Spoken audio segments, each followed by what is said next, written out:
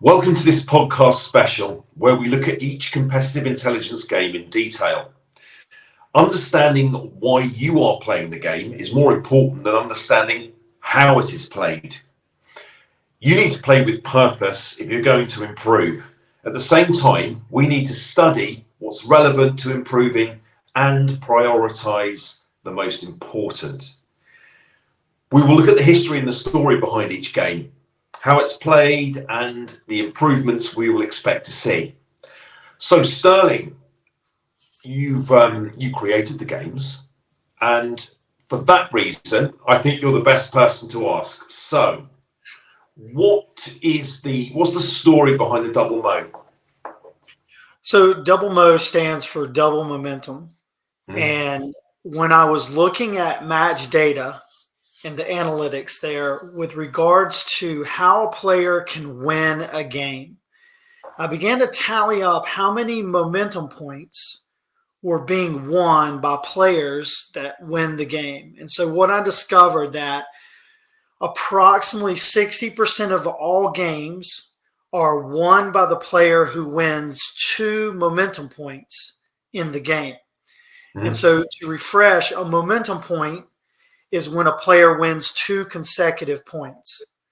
So the player that can win 2 consecutive points twice in the game has a very high probability of winning the game. And so I decided to create this game for players called double mo, double momentum, to experience, so they could experience winning and losing 2 momentum points. So I called it double mo, which stands for double momentum. So how do you play the game? So the first thing you do is decide which player will serve first. And then the objective is for either player to score a double mo, 2 consecutive points, twice. So that's 2 momentum points. This is not 4 consecutive points or 4 in a row. It's a double mo, which means you're winning 2 consecutive points twice. So Yes. it could be 4 points in a row, but it doesn't have to be. So, for example, I could win 2 consecutive points, earn a momentum point, and then my opponent could win 2 consecutive points, earn their momentum point. And so now the next player who wins the next momentum point will win the game by scoring a double mo. After a double mo is won by a player, the serve rotates, and you can play a short set to 4 games or a full set to 6 games. There are no tiebreaker games played in double mo, and so at 4-all or 6-all, the next player who wins a double mo wins the set either 5-4 or 7-6. Okay. So what are the specifics? What do you need to do in order to play the game? So the key is to be the player who wins the first momentum point. This will give you a 60% chance approximately of winning the game. Now, that percentage is based on all the data we've looked at, and that sort of was what the average is. So it's not a guarantee. But when you win the first momentum point, it is critical. And when you play the game, you'll start to understand that better.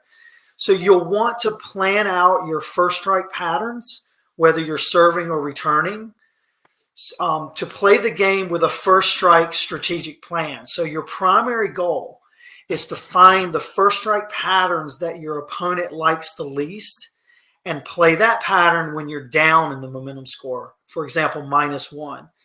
And so this is the best way to stop your opponent from winning a momentum point, and that'll give you a better chance of winning that double mo. Okay, so what is it that players should expect to discover from playing double mo? What we found is players will begin to discover just how close the battle is to score momentum points. And they'll notice how the momentum score will shift from +1 to -1 back and forth until a player wins 2 consecutive points, a momentum point. And so the momentum score is called out, not the game score. So if I'm playing, I win the point, I'm going to say +1 or 1-0. If I lose the point, I'm going to say -1 or minus or 0-1. So the score is always the one that's calling out the momentum score, and the momentum score is based on their position, right? So if I call out +1, the return player or my opponent knows that they're at -1.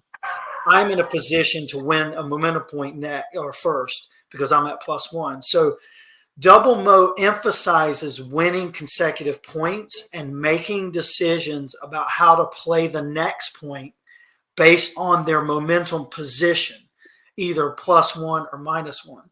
And so the inflated game score of 15, 30, 40 takes a back seat, and the momentum score is highlighted as the real score. This is the biggest thing that I believe players will discover and have discovered as we have our players play this quite often. It's a very fun game, and it keeps them in the moment. So, Styrling, how do you expect their game to be improved by Double Mo? So players will improve their focus levels because they will be making decisions based on the momentum score, either +1 or -1, rather than the inflated game score. And so they will begin to understand how close they are to their opponent when moving from point to point. So players will begin to adjust their aggressive decisions to hit winners to playing shots to better margins with two-shot pattern sequences. So their goal will be to win a double mo instead of just trying to win 1 point at a time. And so at the Art of Winning, we call winning 1 point a direction point because you're now moving in the direction of a momentum point, two consecutive points. So players will think more in the present moment instead of allowing their thoughts to travel too far into the future and focus on winning the game, which is a result. Yes. And they'll focus more on the process, which is winning a double momentum point. So how specifically does the game increase and enhance competitive intelligence?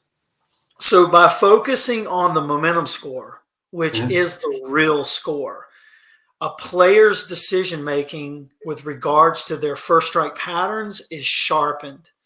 So every point in double mo is an important point.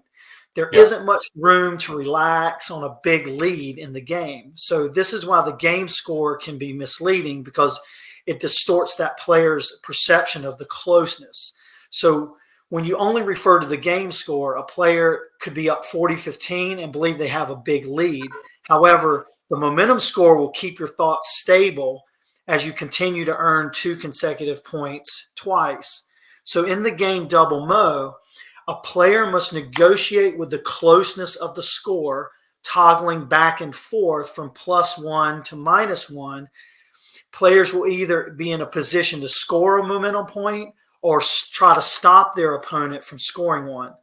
And so one of the changes we've noticed in players who play double mo is that they learn to take more time between points to plan out their first strike pattern as they negotiate this pressure of winning double momentum points to win the game. Great. So what's the next step for the player with double mo? Well, one of the things that we have done with our players is we play double mo after we play first strike points. So we move from a shot momentum point, a game, competitive intelligence game to a point momentum.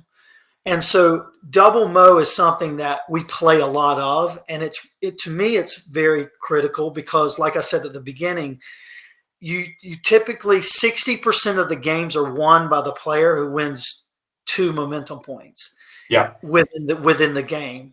And like I said, that doesn't have to be in a row because a lot of players don't win. They don't just win 4 points in a row and win the game. There's usually a momentum shift back and forth. And so this is what double mo creates for a player. Kind of takes them to that next level of, hey, I need to win a momentum point. And even if my opponent wins one, I still have the advantage of winning the next one because I won the first one. And so that's kind of the idea behind double mo. Styrling, that's been fascinating, and I'm sure that people are really going to benefit from this game. I know personally I have, and it's a tough one. It's not an easy game to play, but therein lies its value, I think. Thanks, Styrling. Thank you.